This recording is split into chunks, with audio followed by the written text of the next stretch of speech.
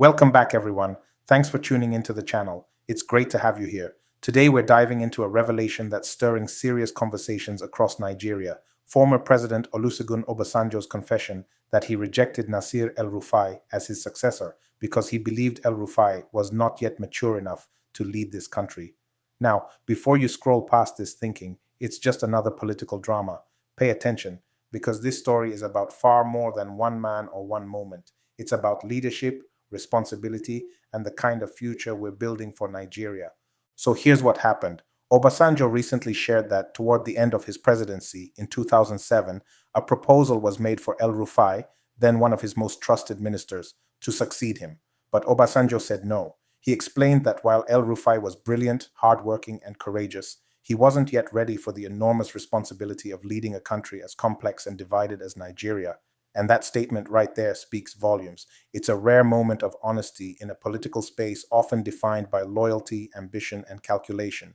When Obasanjo said El Rufai lacked the maturity needed to govern, he wasn't just talking about one man. He was highlighting something much deeper, the way Nigeria's leadership pipeline works, or rather, doesn't work. Think about it. We live in a country where political leadership doesn't really have a training ground.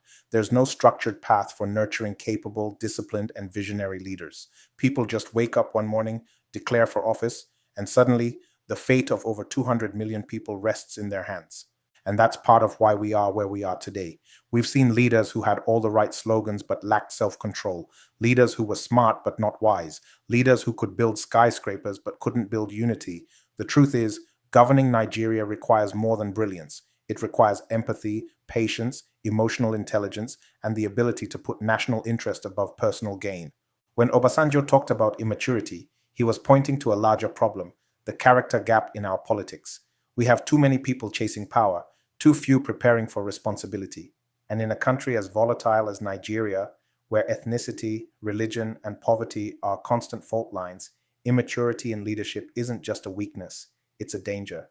It can turn disagreements into divisions and divisions into crises. Let's be real. This conversation isn't about whether Obasanjo was right or wrong about El Rufai. It's about what his statement reveals about our political culture.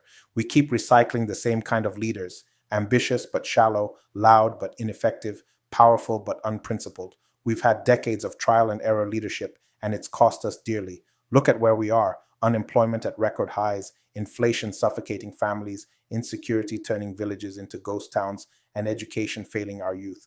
The truth is, every generation of Nigerian leaders has had its moment to prove that we can rise above mediocrity, and time again, that opportunity has been wasted.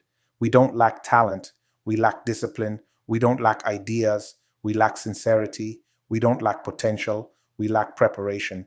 So when Obasanjo says someone wasn't mature enough to lead, maybe it's time we start asking, how do we even measure leadership readiness in this country?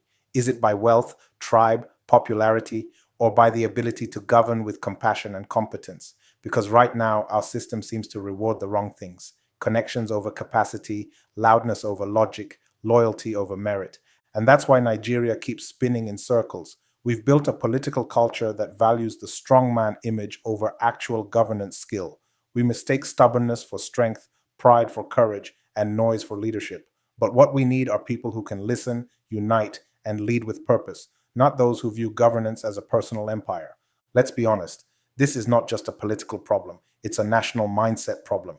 Even in our workplaces, communities, and homes, we often promote people based on loyalty rather than competence. We cheer for politicians from our tribe even when they are failures. We normalize corruption, excuse bad behavior, and laugh at mediocrity. But the price of that silence is a broken country.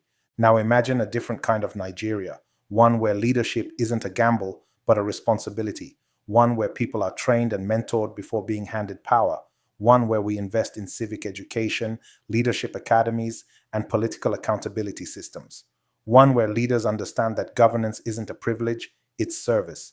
That's the kind of maturity Obasanjo was talking about. That's the kind of culture we need to build. This revelation also forces us to confront another truth. Succession planning in Nigeria is often accidental. Leaders don't groom the next generation. They suppress them. The old guard clings to power, while the young, frustrated, and untrained either withdraw or rebel. But this cycle can't continue.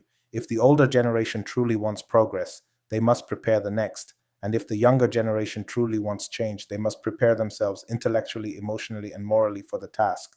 We, the people, also have a role to play. We can't keep electing people because they sound like us or look like us. We must demand depth, maturity, and a clear vision. We must start asking harder questions. What has this person achieved? How do they handle criticism? What's their record with public funds? Can they unite rather than divide? Can they lead without arrogance? Because every election cycle, our choices shape our destiny. If you look closely, Obasanjo's statement is more than a jab at El-Rufai. It's a warning to all of us. A country that fails to prepare its leaders will always be led by the unprepared. And that's been our story for far too long. But it doesn't have to stay that way. We can rewrite it by educating ourselves, by holding leaders accountable, by building systems that prioritize integrity over influence. Let's stop waiting for a messiah and start building institutions that outlive any one person. Let's start redefining what it means to be ready to lead, because the future of Nigeria will depend on the maturity of the people we choose to trust with power. So, as we think about Obasanjo's revelation, let's not just gossip about who he meant or didn't mean. Let's take it as a mirror, a reflection of the kind of leadership culture we've tolerated. Maybe it's time to demand better. Maybe it's time to stop settling for half-baked leaders and start expecting more from those who claim to represent us. If this conversation struck a chord with you, do me a favor, like this video, drop your thoughts in the comment section and share it widely. What kind of leader do you think Nigeria truly needs right now? Someone loud or someone wise? Someone ambitious or someone humble? Let's talk about it. And if you haven't already, hit that subscribe button for more bold, truth-centered commentary that speaks to the heart of Nigeria's struggles and her hope for rebirth. Because no matter how dark things look, one truth remains. Nigeria can rise again, but only if her people demand leaders who are not just powerful, but prepared.